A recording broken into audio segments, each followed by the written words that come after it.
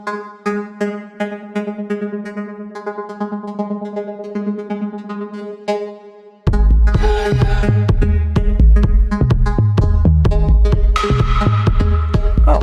there, I'm Mr. Dan, and I'm here to share with you a little bit about where I am, why I'm here, and the consequences of me being here.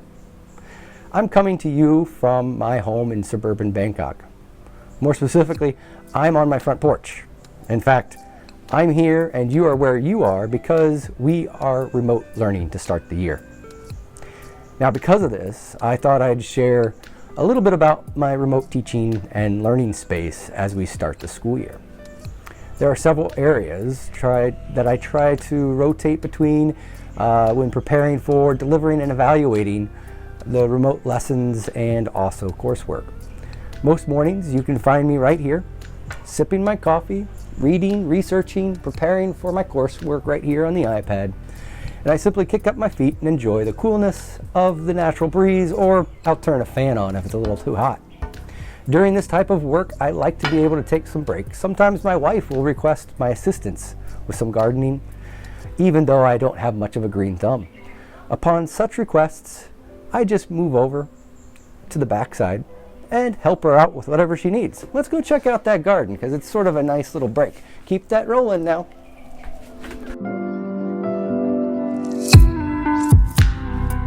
As you can see, we have a number of plants, of many different types of plants to supplement our diets with homegrown vegetables and so forth. I'm not, again, a gardener myself, but when somebody needs my muscles to move some things around, well, I'm here to help out. And so now let's go ahead and check out another area too, where I actually do like to do some work for remote learning. Hi.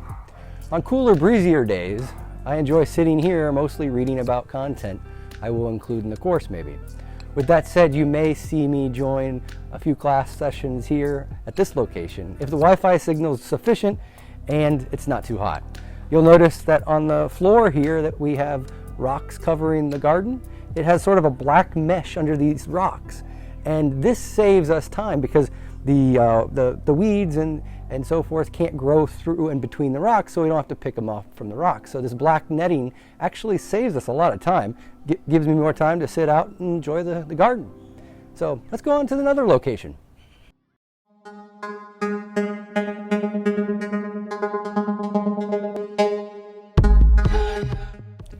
Here you can see our sala, or tiki hut, where we do a lot of eating for breakfast and dinner, and possibly do a little bit of grading too. It is fairly comfortable, especially when I turn on the rotating ceiling fan. So these are some of the spaces where I do more of the asynchronous tasks of remote learning. Now let's go up to the studio in the office, and I'll show you where most of our synchronous lessons will occur on my end.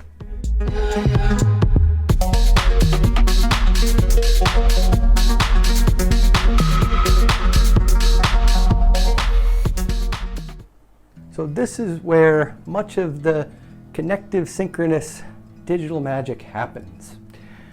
Over the years, I've invested a lot in using technology for blending in-person instruction with digital tools, but I've also done a fair amount of digital design for online courses as well. So I've iteratively developed a bit of a workflow to make these tasks easier.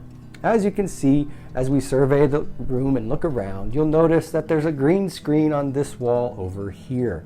Now, if we pan to the left a little bit, you can see that we have a sofa or a futon here, and that is there for those break times where I just might need a little power nap, or I might just want to sit down and read while I'm waiting for the next class. Now, as I pan more to the left here, we get to the computer desk. And you'll notice that on the right side, you see a lot of my curricular instructional supplies here. And then also, if I pan a little bit out, you'll see that we have my computer, my desktop. I recently purchased a iMac M1 and also a 12.9-inch iPad. Now, the idea behind this is I can easily come through, and now, once I've done that, I can then turn this on, and then also go to display, and I can sidecar my iPad.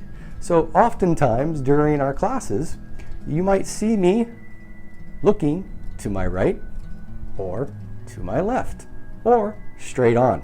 Now the reason I do this is so that I can monitor different digital systems while I'm also synchronously delivering the lessons to you.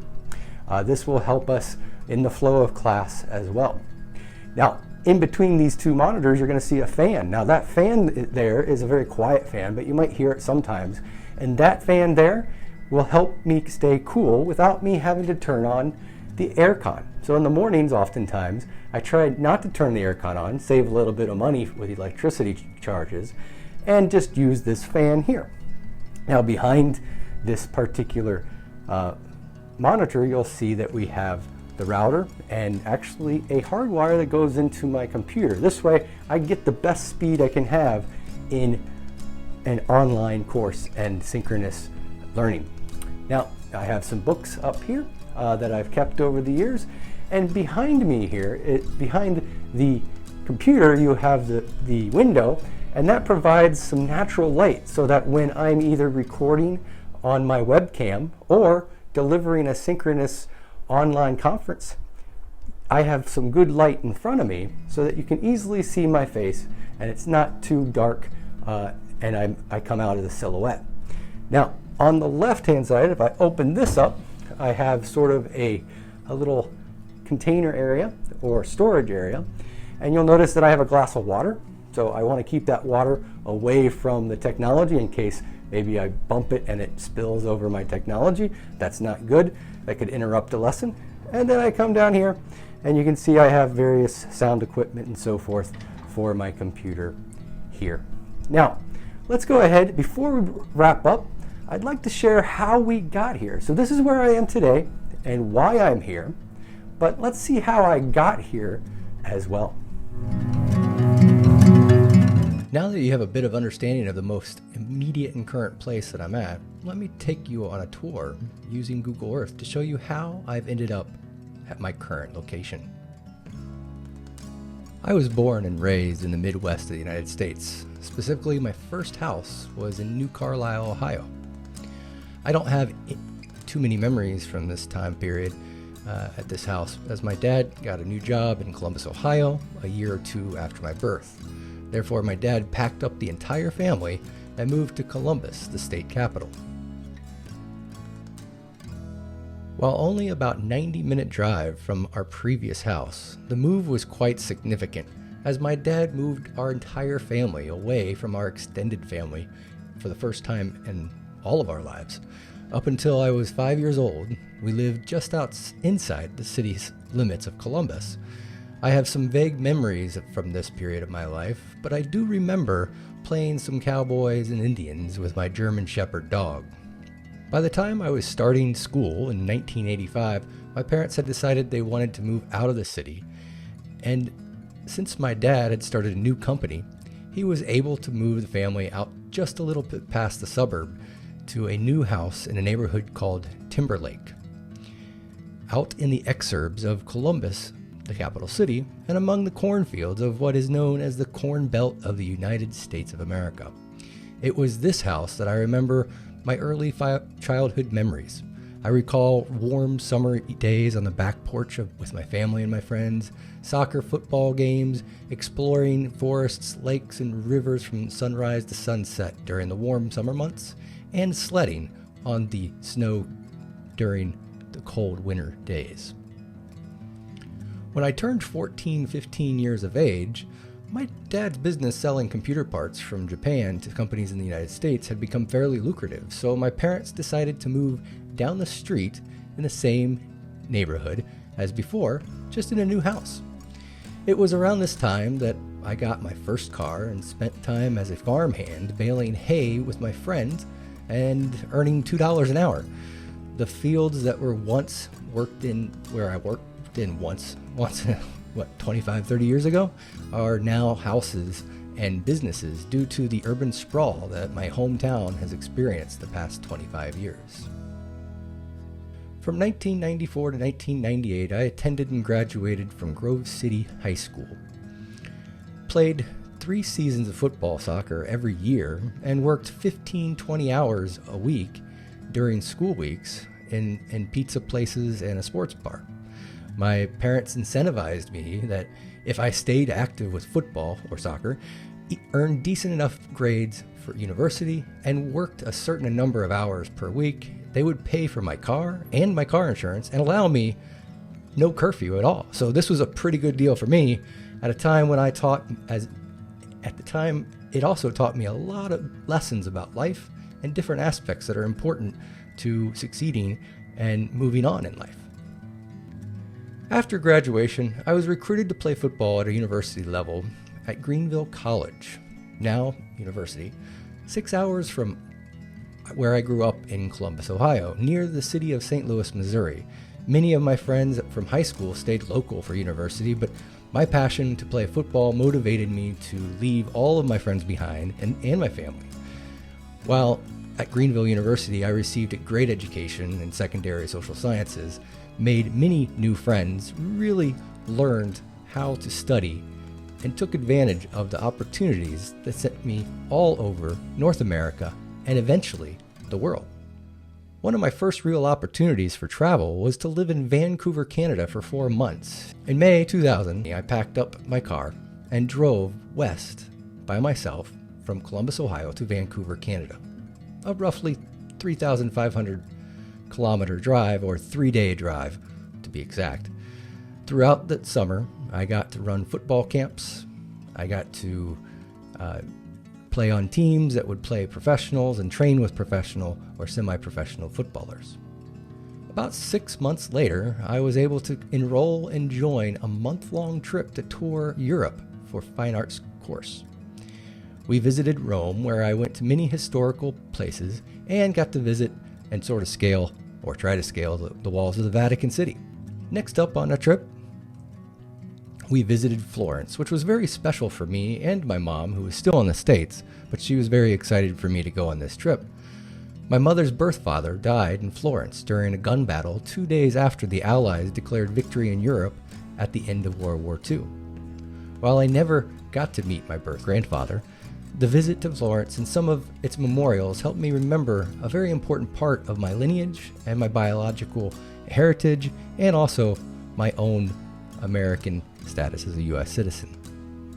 Then we went to Paris, where we visited places like Notre Dame and also the Eiffel Tower on my 21st birthday, no less.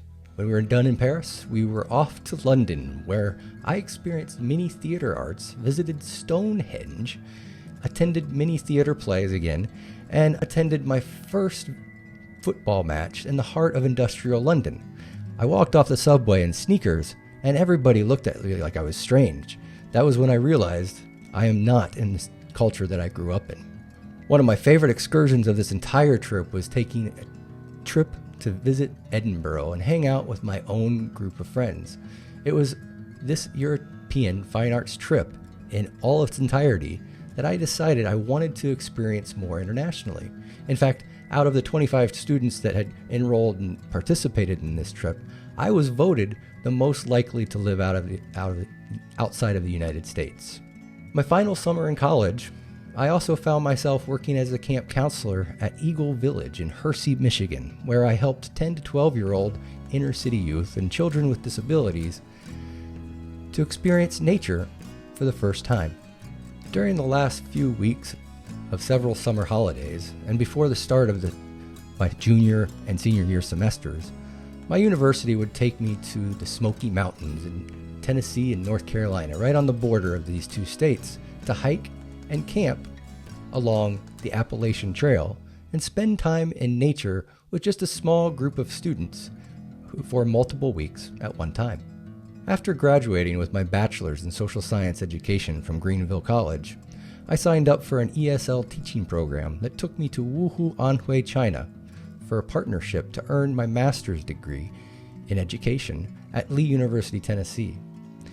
For the next 2 years, while in China and Asia, I would have a chance to make new friends with my roommates and also hang out with other people that I met from all over the world, and also teach incredibly hardworking, delightful students as well.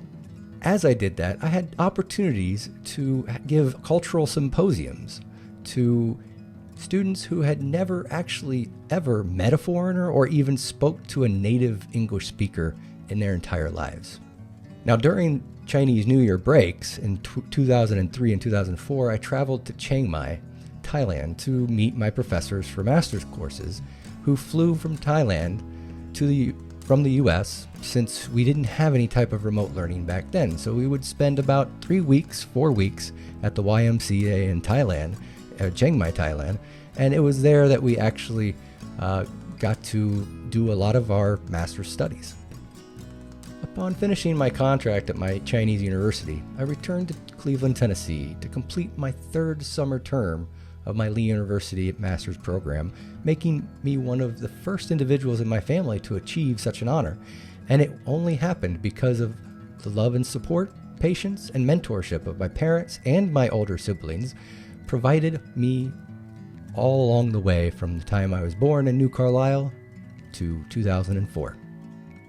Having attained the level of education and international experiences I had aspired to for the past 6-7 years, I took up residence in a small southern Illinois town of Staunton, about 60 kilometers from St. Louis, Missouri, and commuted to and from work in a suburb of St. Louis. During this time, I secured the job of teaching American literature and English at Edwardsville, Illinois High School, a suburb of St. Louis, Missouri, across state lines and consequently very near to the Mississippi River. Interestingly enough, even after 6 years of higher education, I had to take another master's level course in order to receive my English teaching certificate in order to keep the job when I was hired. Fortunately, I did so, and I'm better for it. As life unfolded, I decided I missed living and traveling overseas, and so on a cold, snowy night, I drove my white Chevy Silverado pickup truck to Cedar Rapids for an international school job fair. And I got hired by Rumurdi International School and Redeemer International School of Thailand as a secondary sociology, history, and Thai language and culture teacher. My first of nearly 15 places I lived at in Bangkok was in Muban, Samukorn. While I had traveled to Thailand several times prior to this, I had never really stayed in Bangkok before. It is during this time that I started coaching football and making friends from all over the world, and with so many backgrounds too.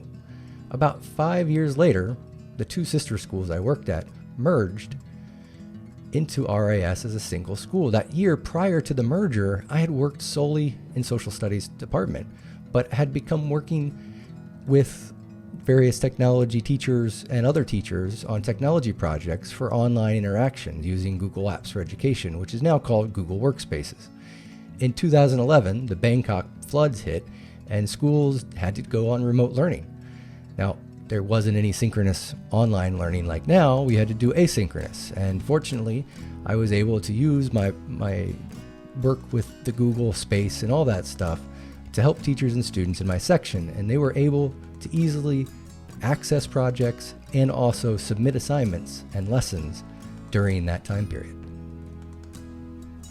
And so I moved over to RIS as a half-time English 9 teacher and a technology coach for teachers. Since this time, I've worked with many students and teachers as an online teacher, a multimedia production teacher, and head of technology at RIS. I also started a family and have a wife and 10-year-old daughter, Sophia, who is now studying at KPIS as well. When possible, I still try to travel to see my family, who now live not in Ohio, but in Auburndale, Florida area, where my parents and my sister live. And I also travel to the northeastern corridor, or the area between Philadelphia and Boston, or Washington, D.C. and Boston. And my brother has a house in the Medford Lakes area, which is a suburb of Philadelphia. And as I've already discussed, I now live in my residence in Muban, Perfect Place, where I'm connected and connecting with all of you remotely for the foreseeable future. Thanks for watching, and I hope you know a little bit more about me, where I'm at, and why I'm here, and how I've gotten here.